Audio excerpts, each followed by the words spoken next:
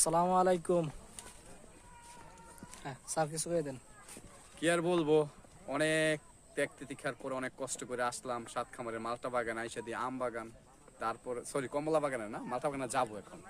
আর আসলাম কমলা বাগানে, আইসা বড় বড় দার্জিলিং এর যে কমলাগুলো শেষ হয়ে গেছে নভেম্বরের মাসের মধ্যেই।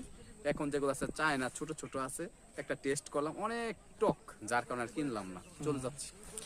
আমরা আসছিলাম যে দার্জিলিং এর যে ফলটা মানে বড়টা, ঠিক আছে, এটা কেনার জন্য আসছিলাম, কিন্তু স্যাডলি ফিরে যাচ্ছি নাই।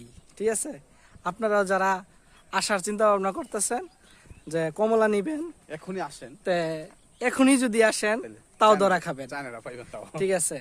আর যদি এখনই না আসেন তাও ধরা খাবেন, কারণ এখন কারণ যেটা আছে এটাও পাবেন না, ঠিক আছে।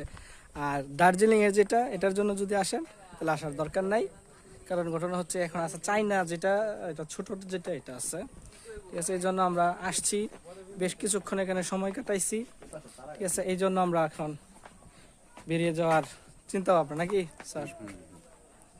আমাদের সাথে মালটা বাগানে যাবো। আরেকজন আছে, যদিও উনি আনহার মাহমুদ এই আসতে চাইতেছে না বেশি একটা, ঠিক আছে, তাও ক্ষণিকের জন্য নিয়ে নিলাম, কারণ আমরা একসাথে আসছি,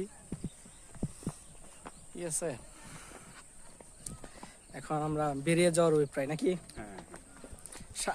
আর সামনে এই ঠিক আছে, কি জানি আমবাগান, আমবাগানের জন্য দাওয়াত, আমবাগানের জন্য দাওয়াত রইল।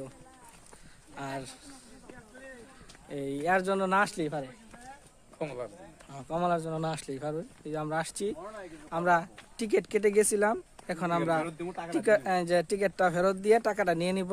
হ্যাঁ ছোট ভাই, কি অবস্থা?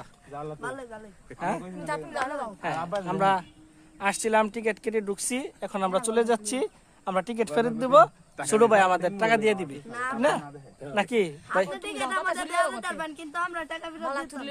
মানে টিকিট দেওয়া যাবে, ফেরত নেওয়া যাবে, কিন্তু টাকা ফেরত নেওয়া যাবে না। আচ্ছা ঠিক আছে, তাহলে আমরা আদান প্রদান নাই করলাম, ঠিক আছে। শুভকামনা রইলো, আমরা চলে গেলাম।